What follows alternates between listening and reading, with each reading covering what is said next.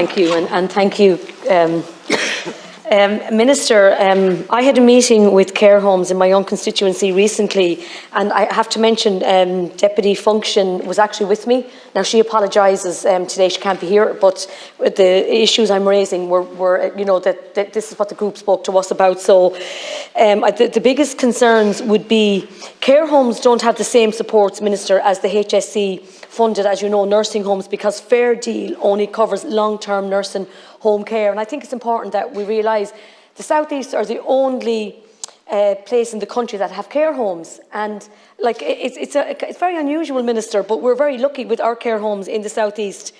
And this creates a gap in funding for the homes and increased costs for residents, and it's caused problems like bringing to them, I think, even, you know, with just even in general now, I can see, Minister, from speaking to the different nursing homes, like there's huge challenges there which we've never seen before. But I wanted to welcome this week's announcement of 635,000, which is the once-off funding for vital, voluntary and community health providers to assist with energy inflation costs in Carlow. And as we know, it's a once-off. And just while I speak, and I think it's important that the groups that did receive this, which was under the Section 39s, like these are other groups, but they're still very important, like Holy Angels, Beam, St Nazarian, St Fake's House.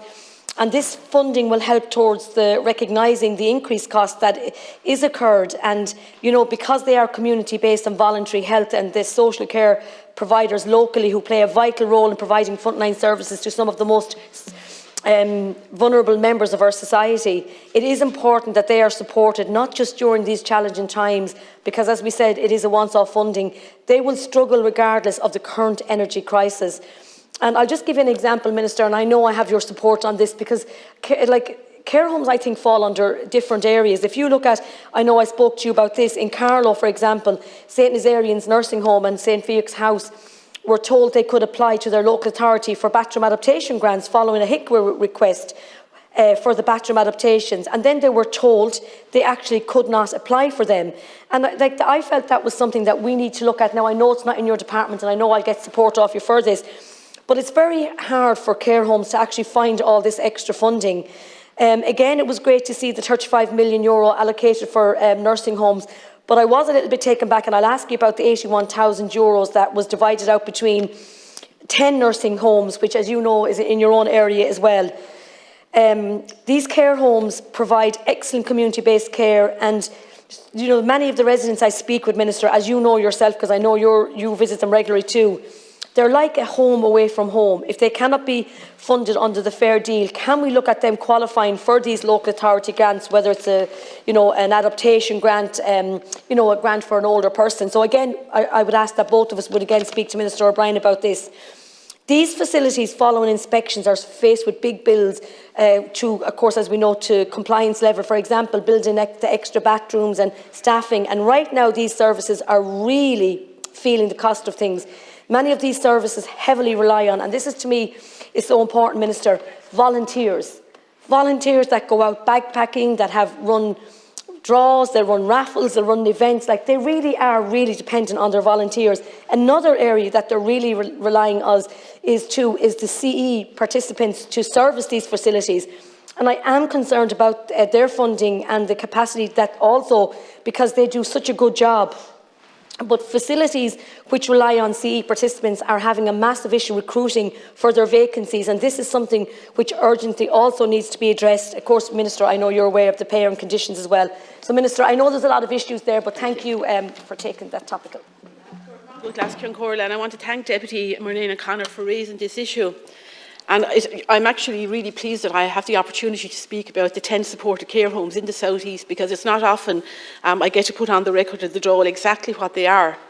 There are 10 supported care homes in Community Healthcare Organisation Area 5, providing accommodation and support services to older people with low to medium dependency levels. They are not nursing homes, Deputy, and they will never fall under Fair Deal, because these are people who are free to come and go, but they receive supports with low to medium dependency levels. The residents cannot be maintained independently at home, but they do not require 24-hour nursing home care. That's the difference. As stated, the 10 supported care homes across the South East Community Healthcare area provide supported and/or assisted living accommodation for up to 236 people with low to medium dependency needs. It is well documented that these services are highly valued, as you've said, across the wider community and within older person services in CHO5. The supported care homes remain uniquely positioned in this region, with little or no comparable or equivalent service available to the older person population across the country. There has always been, and there continues to be, a strong and positive working relationship between the HSE, older person services and SECH and the supported care homes, with ongoing support and engagement provided by the HSE with regards to financial, governance and operational management. 2 of the supported care homes are located in Waterford, the Holy Ghost in Waterford City and St Cartridge's in Lismore, which have 102 beds between them.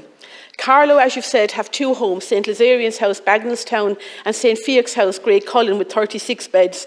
And Deputy, I visited both of those houses with you recently.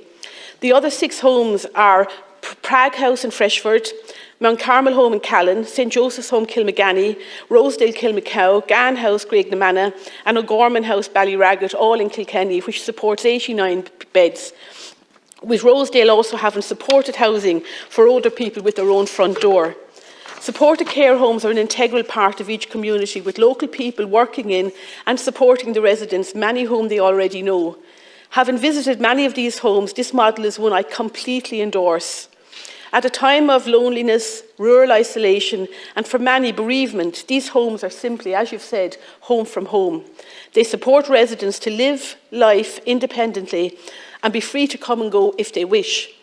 Due to a combination of factors including the COVID-19 pandemic and the unprecedented rise in operational costs in the current economic climate, the supported care home sector are challenged, like many others in this sector, in relation to, as you've said, workforce planning and increased staffing costs, management staff recruitment and retention, capital investments to premises to meet HICWA environmental requirements and improving the infrastructure to meet residents' needs. So even though they are not nursing homes, they still come under the HICWA regulations.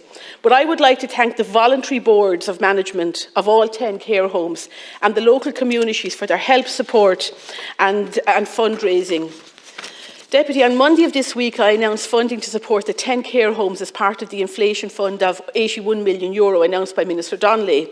These homes received €99,251 between them to support them to meet the financial inflationary challenges for energy costs for 2022. So that was money for last year. But I am also pleased to announce today that it is my intention that these 10 supported care homes will also be able to avail of the temporary inflation payment scheme, the scheme put in place to support private nursing homes with energy costs. Each home can claim up to €31,500 from July to December 22, minus the amount received under the inflation fund. The details for this package for 2023 are being finalised.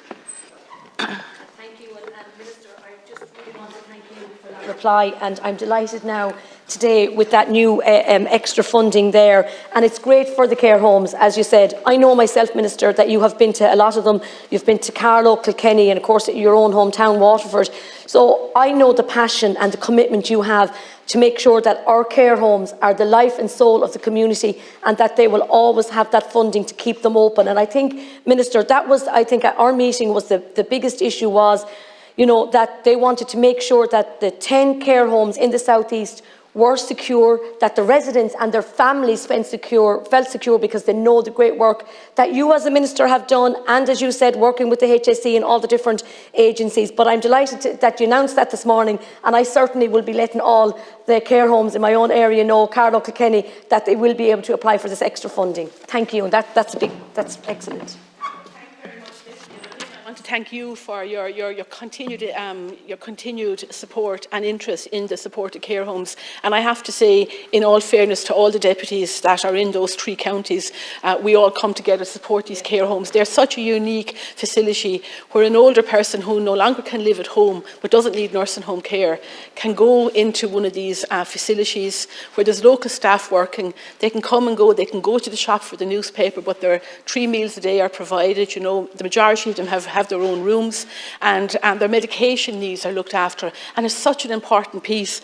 And I also think we need to point out the current cost per care to the state is approximately €200 per resident per week, making this a most cost-effective model, of which I'm completely supportive of.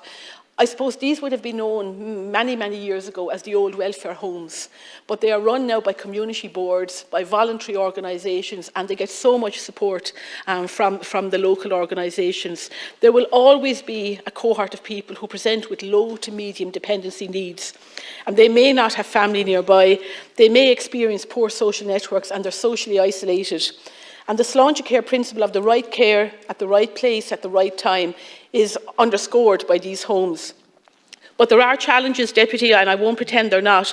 There's challenges regarding the delivery of financial support. So last year, I asked CHO5, who are very supportful of these homes, I asked them to put in place a report for me. I have received that report. There was a shortfall of funding for last year, which will have to be addressed. But the final point I would like to make, that I am now proposing that the supported care homes at the HSE will engage in a full and detailed review of a viability study to carry out a full appraisal of the supported care homes, because I think by the 10 homes working together, they would have better economies of scale in relation to governance, in relation to insurance, and in relation to costs. And that's where I'm going to go next. So thank you very much.